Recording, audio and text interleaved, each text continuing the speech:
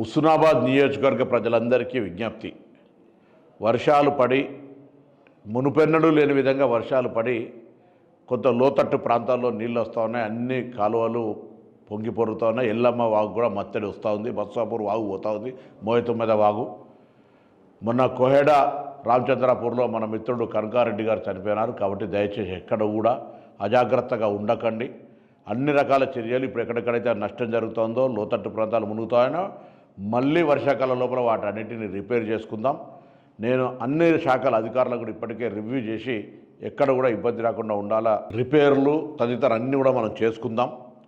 మీరు మాత్రం దయచేసి పని ఉంటే తప్ప కొత్త బయటికి రాకండి. ఇంకా 3-4 రోజులు వర్షాలు నేను చెప్తా ఉన్నారు.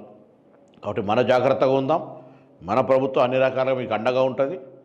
మీ శాసనసభ్యుడిగా, మీ బిడ్డగా, తమ్ముడిగా నేను మీకు ఎప్పుడు అన్ని వేళలా అందుబాటులో ఉంటా. అధికారం అంతా కూడా అధికారులు మీకు ఎక్కడ ఏ పని ఫోన్ చేసినా ఇమ్మీడియట్గా రెస్పాండ్ అవుతారు.